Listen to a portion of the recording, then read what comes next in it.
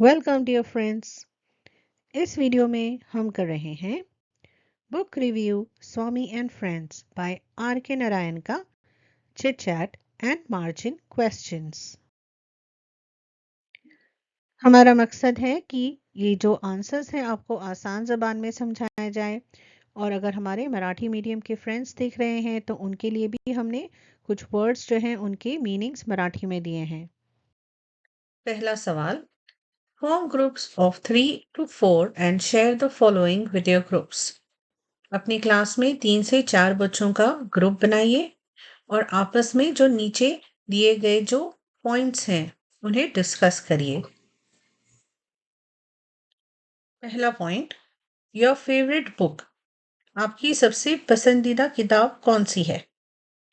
Type of book, की जो किताब है जिसके बारे में आप बात करने वाले हैं वो किस किस्म की है।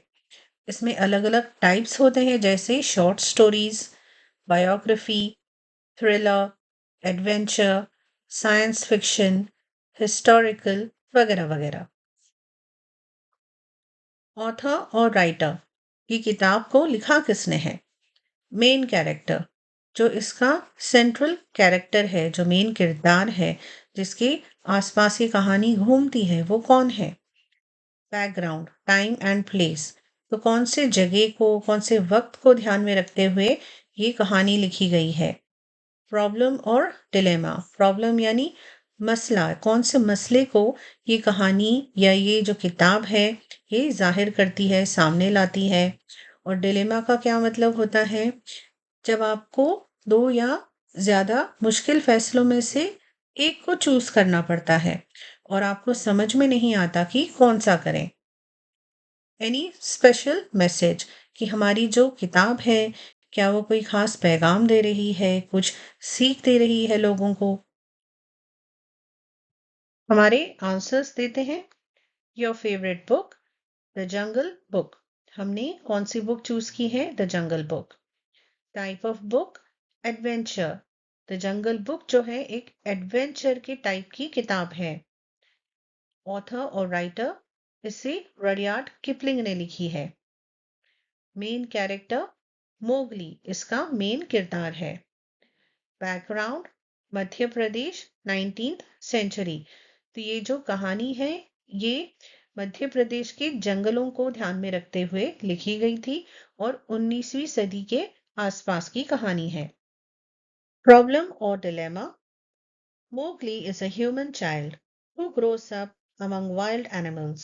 Along with learning how to survive in the jungle, Mowgli also begins to realize his true identity. This story shows his struggle as he swings between his wild and human worlds, ultimately finding where he truly belongs. Mowgli एक इंसानी बच्चा है जो जंगली जानवरों के बीच बड़ा होता है। मोगली को जंगल में जिंदा रहने के तरीके सीखने के अलावा अपनी असली पहचान का भी एहसास होता है। ये कहानी उस कश्मकश को दिखाती है कि मोगली कैसे अपनी जंगली और इंसानी दुनिया के दरमियान झूलता है और आखिर में अपनी जगह ढूंढता है। Any special message? The message of the book is about friendship, bravery, and identity. It teaches that even if you feel out of place, you can find a family and friends who care for you, no matter where you come from. इस किताब का पैगाम है दोस्ती, बहादुरी और शनाख्त यानी अपनी पहचान के बारे में। ये सिखाता है कि चाहे आप खुद को कहीं भी अजनबी महसूस करें, आप हमेशा एक ऐसा खानदान और दोस्त ढूंढ सकते हैं जो आपका ख्याल रखते हों, चाहे आपका उनसे कोई ताल्लुक ना हो। दूसरा सवाल, you have recently red a short story, novel, drama, science fiction, ghost story. कि आपने हाल ही में कोई short story, novel, drama, science fiction या घोस्ट स्टोरी यानी भूतों की कोई कहानी सुनी होगी या पढ़ी होगी। Right in short 3 of its strong points that made you like the book। तो उस कहानी की 3 ऐसे स्ट्रॉन्ग पॉइंट्स लिखिए जो आपको जिसकी वजह से वो किताब आपको पसंद आई थी। And 2 or 3 drawbacks it has, और ऐसी कोई 2-3 चीज़ें जो शायद आपको लगता है कि उसकी वजह से उसमें कुछ कमज़ोरी थी या आपको वो चीज़ें उसमें पसंद नहीं आई थी। Fill them up in the tree diagram given. तो यहाँ हमें एक ट्री डायग्राम दिया गया है जहाँ पर आप स्ट्रेंथ्स लिख सकते हैं, वीकनेसेस लिख सकते हैं। तो इसकी मदद से हम जो है हमारी किताब का रिव्यू पेश कर रहे हैं। और हमें जो है रेटिंग देनी है, यानी नंबर देने हैं। अगर बहुत ही ख़राब है तो 1 स्टार, ठीक ठाक है तो 2 स्टार्स, अच्छी है तो 3 स्टार्स, बहुत अच्छी है तो 4 स्टार्स, और बिल्कुल बढ़िया है, बहुत उम्दा किस्म की किताब है तो 5 स्टार्स। हमने जो कहानी चूज की है उसका नाम है मैरी पॉपिंस। इस कहानी में एक आया होती है जो बच्चों के देखभाल के लिए रखी जाती है। इनका नाम होता है मैरी। उनके पास जादुई ताकतों के साथ अक्लमंदी भी होती है। इस कहानी में उनका बुनियादी मकसद होता है बच्चे और उनके माँ बाप को एक दूसरे को समझने में मदद करना, और ये जरूरी पैगाम बहुत ही मजेदार तरीके से बताया गया है।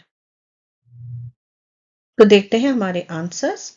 Name of the book Mary Poppins. किताब का नाम जो है वो है मैरी पॉपिंस। ऑथर का नाम है P.L. ट्रैवर्स। हमारा पहला स्ट्रेंथ क्या है, हमारी खूबी क्या है? Children learn to be respectful and to give back with gratitude। कि बच्चे दूसरों की इज्जत करना सीखते हैं और नेकी का बदला देना सीखते हैं। We can be responsible and have fun at the same time। कि हम मौज मस्ती के साथ साथ जिम्मेदारी भी निभा सकते हैं। Parents need to understand children by looking at things like children do। यानी कि वालिदैन के लिए भी सीख है कि वो अपने बच्चों को मसाइल को उनकी जो है बच्चों के नज़रिए से कैसे देख सकते हैं और उनके दोस्त कैसे बन सकते हैं। और इसकी कमजोरियां क्या है, वीकनेसेस क्या है? तो पहली कमजोरी हमने दी है कि written in old English.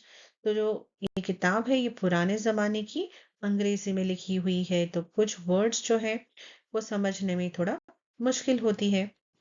To dramatic, इसमें बहुत ज्यादा ड्रामा है। और इस किताब को हम रेटिंग क्या देते हैं? हमने दिए हैं 4 स्टार्स, यानी हमारे हिसाब से ये किताब जो है बहुत अच्छी है। Determiners are words that modify a noun or noun phrase and occur before them in a sentence। तो अब हम देखेंगे कि डिटर्मिनर्स क्या होते हैं। तो डिटर्मिनर्स वो अल्फाज होते हैं जो एक नाउन को या नाउन फ्रेज को बदलते हैं। तो नाउन क्या होता है? किसी चीज़ का नाम, किसी जगह का नाम, किसी इंसान का नाम। और नाउन फ्रेज क्या होता है? जो एक ऐसा जुमला जिसमें नाउन की बात हो रही हो, उसकी जानकारी दी जा रही हो। और डिटर्मिनर्स कहाँ आते हैं? वो जुमले में जो है नाउन के पहले आते हैं। Determiners provide a context to the noun they precede. तो जिस नाउन के पहले वो आते हैं उस नाउन की जो है ज्यादा जानकारी जो है, उसका मतलब जो है डिटर्मिनर्स से हमें ज्यादा समझ में आता है। दे में भी जो डिटर्मिनर्स है उनकी किस्में कौन सी हैं? तो ये सारी जो है आर्टिकल्स, डेमॉन्स्ट्रेटिव्स, पोजेसिव्स, क्वांटिफायर्स, न्यूमेरल्स, ये सब जो है डिटर्मिनर्स के अंदर आते हैं। ऑलरेडी आपने ग्रामर में ये सारी चीज़ें जो है आप पढ़ चुके हैं, तो आपको ये बेहतर समझ में आएगा।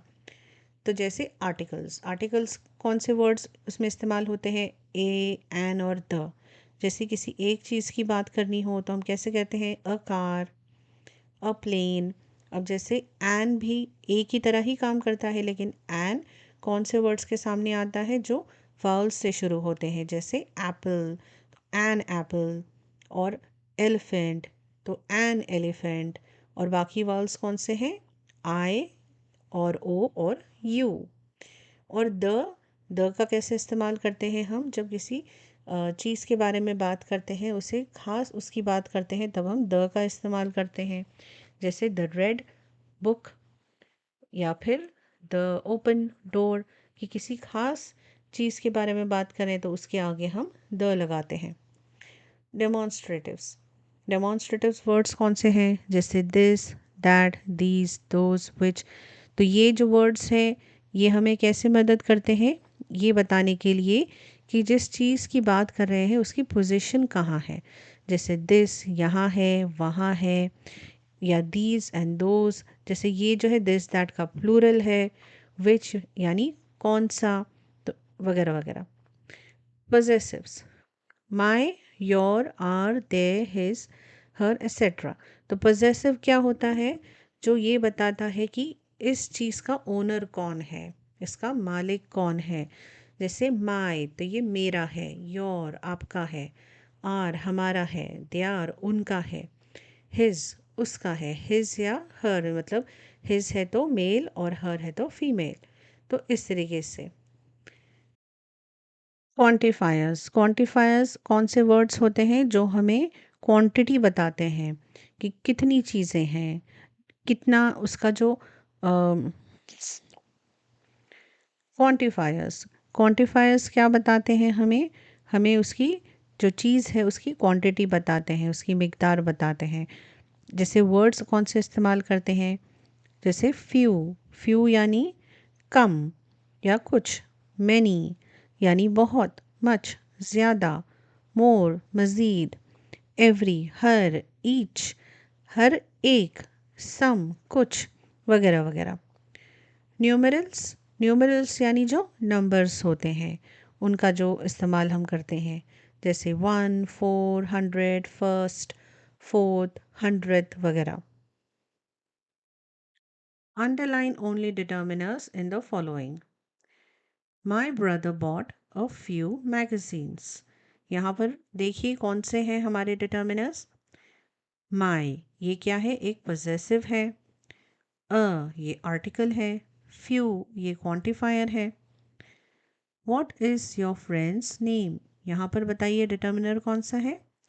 Your ये क्या है? possessive. Which writer was also the president of our country? यहाँ पर देखिए our ये क्या है? ये possessive है। These are some toys और यहाँ पर सॉरी एक और है the क्या है? ये आर्टिकल है। These are some toys यहाँ पर these और some, these क्या है? ये डेमॉन्स्ट्रेटिव है और some क्या है? ये क्वांटिफायर है। These toys are new यहाँ पर सिर्फ these है जो एक डेमॉन्स्ट्रेटिव है। That doctor is an expert dentist and he has many patients. यहाँ पर देखिए that है जो डेमॉन्स्ट्रेटिव है, an है जो आर्टिकल है और यहाँ पर many है जो क्वांटिफायर है। अब हमने जो है न्यूमरल टाइप का एक मिसाल नहीं देखा है तो चलिए एक देख लेते हैं। Rajendra Prasad was the first president of India. तो यहाँ पर देखिए फर्स्ट ये हमारा न्यूमरल है जो ये बताता है कि वो पहले प्रेसिडेंट थे। Margin questions. First question, find out what are spoilers in a dictionary. Dictionary में देखिए कि स्पॉइलर का क्या मतलब होता है। Spoiler is a description of an important plot development in a television show, film, or book, which, if previously known, may reduce surprise or suspense for a first time viewer or reader. Television show, film या किताब में एक अहम वाकया जो अगर पहले से पता हो तो पहली दफ़ा देखने या पढ़ने वाले का जो सरप्राइज़ है यानी जो हैरत है या सस्पेंस है यानी जो तवक्कुफ या जो रोमांच होता है वो ख़त्म हो सकता है। What is the most striking quality of 10-year-old स्वामी? 10 साल का जो स्वामी था उसमें सबसे जो है उसमें गैर मामूली जो खूबी थी वो क्या थी? The most striking quality of 10-year-old Swami is that he is a mischievous little kid. और वो खूबी क्या थी कि वो एक नटखट या बहुत ही शरारती बच्चा था। What does the review say about R.K. Narayan's style and language? जो हमारा रिव्यू है वो आर के नारायण का जो लिखने का स्टाइल है और जो ज़बान का उन्होंने इस्तेमाल किया है उसके बारे में क्या कहता है। The review says that R.K. Narayan was a literary genius, but he has written the book in simple and plain English without any troubling words for the kids, and also the use of simple and short sentences adds to the simplicity of the book. Review में कहा गया है कि are K Narayan एक अदबी नाबिगा थे, यानी बहुत ही तेज दिमाग वाले इंसान थे, लेकिन उन्होंने ये किताब सादा और आसान अंग्रेजी में लिखी है, जिसमें बच्चों के लिए मुश्किल अल्फाज नहीं हैं, और साथ ही मुख्तसर या छोटे और आसान जुमलों का इस्तेमाल किया है, जिससे जो किताब की सादगी में मज़ीद इजाफा होता है। What are the two advantages of reading this book? इस किताब को पढ़ने के 2 फायदे बताइए। The two advantages of reading the book are: it is a good read for children of all ages. Children who want to improve their English skills can also read this book. तो पहला जो फ़ायदा है वो ये है कि हर उम्र का बच्चा ये किताब पढ़ सकता है, और दूसरा फ़ायदा ये है कि जिन बच्चों को अपनी अंग्रेज़ी सुधारनी है वो बच्चे भी इस किताब को पढ़ सकते हैं। Thank you for watching this video. मुझे उम्मीद है कि आपको इस वीडियो से कुछ मदद मिली होगी। अगर आपको वीडियो पसंद आया है तो प्लीज़ इसे लाइक करिए, अपने फ्रेंड्स के साथ इसे शेयर करिए और हमारे चैनल को सब्सक्राइब कीजिए।